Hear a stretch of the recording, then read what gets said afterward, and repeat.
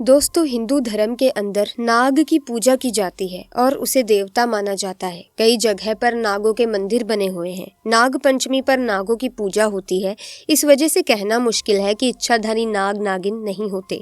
ऐसा माना जाता है कि इच्छाधारी सांप के पास एक मणि होती है जिसको नागमणि कहा जाता है। ये केवल इच्छाधारी सांप के पास ही होती है। नागमणि के ऊपर कई सारी फिल्में भी बन चुकी हैं। यदि किसी को ये मणि हासिल हो जाए तो वो कुछ भी पा सकता है। दोस्तों, आज के इस वीडियो में जो मैं घटना बताने वाली हूँ, ये घटना घटी है हरियाणा के रोहतक शहर के पास स्थित एक छोटे से गांव घेलौर में। इस गांव के बड़े बुजुर्गों का ये मानना है कि बहुत पुराने टाइम में एक सपेरे को वरदान देते हुए एक इच्छाधारी नागिन इसी गांव में बस गई थी। इस गांव के लोग उस नागिन को देखकर बहुत ज्यादा घबराते थे, यहाँ तक कि लोगों ने अपने घरों से निकलना भी छोड़ दिया था। एक दिन उसी नागिन ने इस गाँव के सरपंच को सपने में आकर दर्शन दिए और सपने में ये कहा कि क्या हुआ, तुम लोग मुझसे इतना ज़्यादा घबराते क्यों हो? मुझे बहुत ज़्यादा चिंता होती है। तो उस गांव के सरपंच ने उसे बताया कि हमें बहुत ज़्यादा डर लगता है, हम आपके रूप को देखते ही घबरा जाते हैं।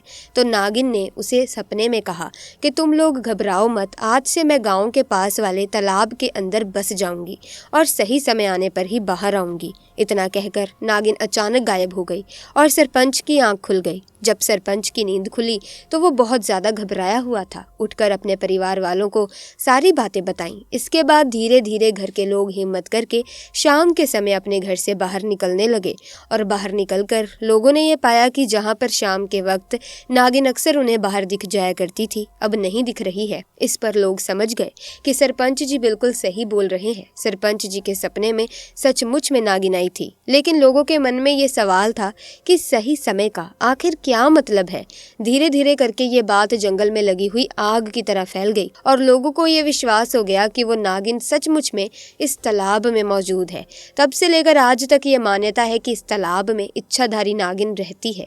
वहीं पर बहुत सारे लोगों ने ये भी दावा किया है कि इस तालाब से निकली हुई उस नागिन को बहुत सारे लोगों ने इंसानी रूप में देखा है और वो इंसानी रूप इतना ज़्यादा खूबसूरत है कि कोई भी इंसान अगर एक बार उसे देख ले तो बेहोश होने से खुद को रोक नहीं पाएगा।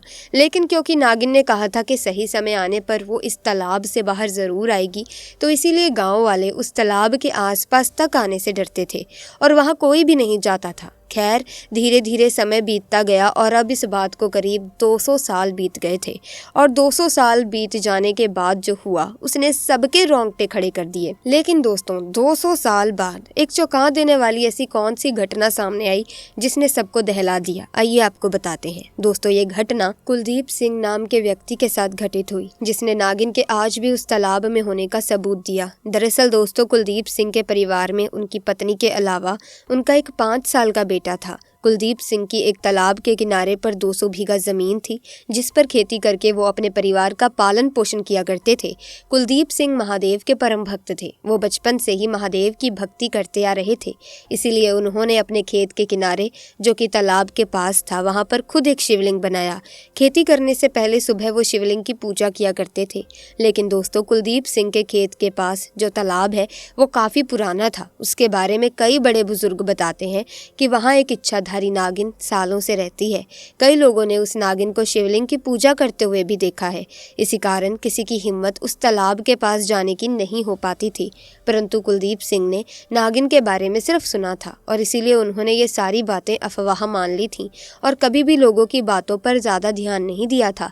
परंतु एक दिन भरी दोपहर में जब उनकी पत्नी उनके लिए खाना लेकर आई तो उस दिन वो अपने बच्चे को भी साथ लेकर आई थी। कुलदीप सिंह की पत्नी आज से पहले कभी भी अपने बच्चे को खेत में नहीं लेकर गई थी, लेकिन उस दिन वो बहुत जिद करने लगा जिसकी वजह से मजबूरन उसे अपने बच्चे को साथ लेकर आना पड़ा। खेत में आकर इनका बच्चा खेलते खेलते उस तालाब के पास जा पहुंचा और अचानक उसका पैर फिसला और वो पानी में गिर गया।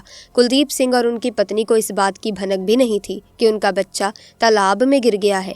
बच्चा धीरे धीरे पानी के अंदर डूबता जा रहा था कि तभी अचानक तालाब में हलचल हुई और एक सांप धीरे धीरे सुंदर लड़की में बदल गया। उस लड़की ने तेजी से तैर के उस बच्चे को डूबने से बचाया और खुद उस बच्चे को गोद में लेकर उसके माँ बाप के पास पहुंची और उस सुंदर लड़की ने कहा कि आपका बच्चा तालाब में गिर गया था। कुलदीप सिंह की पत्नी ने तुरंत अपने बच्चे को गोद में ले लिया और रोने लगी, क्योंकि उसे अंदाजा था कि अगर उसका बच्चा डूब गया होता तो उस पर क्या ही गुजरती। कुलदीप सिंह ने वो सुंदर स्त्री को धन्यवाद कहा। तभी वो स्त्री वापस तालाब की ओर बढ़ी तथा अचानक गायब हो गई। कुलदीप सिंह और उनकी पत्नी दोनों इस चमत्कार को देखकर हैरान थे। तभी कुलदीप सिंह को लोगों के द्वारा बताए गए उस तालाब में रहने वाली नागिन से संबंधित सभी बातें याद आने लगी और उसे अब ये समझते हुए देर नहीं लगी कि उसके बच्चे की जान किसी साधारण लड़की ने नहीं बल्कि उसी इच्छाधारी नागिन ने बचाई है, जो सालों से इस तालाब में रहती थी। दोस्तों, जब ये घटना गांव के बाकी लोगों को पता चली तब उन्हें यकीन हो गया कि नागिन किसी को नुकसान नहीं पहुंचा सकती। दोस्तों, कहते हैं कि नाग नागिन का जोड़ा अगर कहीं पर भी दिख जाए तो उसे मारना तो दूर, उसे छूना भी नहीं चाहिए, क्योंकि कहते हैं ना कि नागिन अपने मरे हुए नाग की आंखों में देखकर उसके कातिल का पता कर लेती है, जिन्होंने उसे उसके नाग से जुदा किया हो, और जब तक नागिन अपना बदला पूरा ना कर ले वो चैन से नहीं रहती। चमत्कारी शक्तियों से लैस ये इच्छाधारी नाग नागिन इच्छा अनुसार मनुष्य सहित किसी भी प्राणी का रूप धर सकते हैं। वे बहुत लंबी उम्र जीते हैं, बशर्ते कोई असमय उनकी हत्या ना कर दे। उनके साथ रहस्यमय नागमणि के किस्से भी जुड़े हैं। नागों में पाया जाने वाला एक ऐसा चमकीला और बेशकीमती पत्थर जिसे हासिल करने वाला आरोग्य और दुनिया भर के ऐश्वर्य का स्वामी बन जाता है। इस पत्थर को नागमणि के नाम से जाना जाता है। कहते हैं कि जिस भी व्यक्ति के नागमणि हाथ लग जाती है उसकी किस्मत चमक उठती है। आम जनता में ये बात प्रचलित है कि कई लोगों ने ऐसे नाग देखे हैं जिसके सर पर मणि थी। हालांकि पुराणों में मणिधर नाग के कई किस्से हैं। भगवान कृष्ण का भी इसी तरह के एक नाग से सामना हुआ था। नागमणि को भगवान शेषनाग धारण करते हैं। पुराणों और लोक कथाओं में नागमणि के किस्से आम लोगों के बीच काफी प्रचलित है। नागमणि सिर्फ नागों के पास ही होती है। नाग नागिन के अमर प्रेम और नाग की हत्या हो जाने पर नागिन के प्रतिशोध की लोमहर्षक कथाओं से भी हम परिचित हैं। नागिनें सुंदर स्त्री का रूप धरकर मनुष्य से प्रेम भी करती हैं।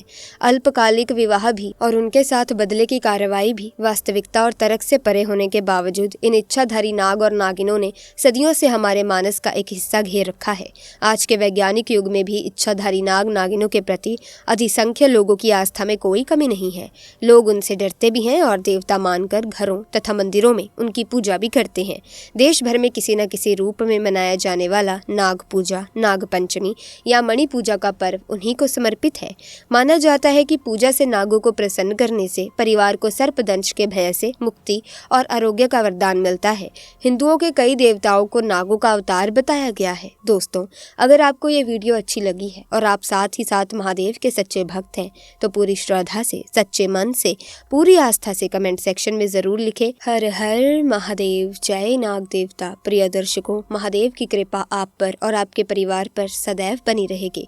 इसी के साथ दोस्तों, अगर आप नाग देवता की भी पूजा अर्चना करते हैं बिल्कुल वैसे ही जिस तरीके से आप भगवान शिव की करते हैं तो कभी भी नाग देवता आपको नुकसान नहीं पहुंचाएंगे। नाग को प्रिय दर्शकों अगर आप देवता मानकर पूजेंगे, उनकी पूजा करेंगे, आस्था में लीन हो जाएंगे तो वो कभी आपको डसेंगे नहीं, कभी आपको नुकसान नहीं पहुंचाएंगे।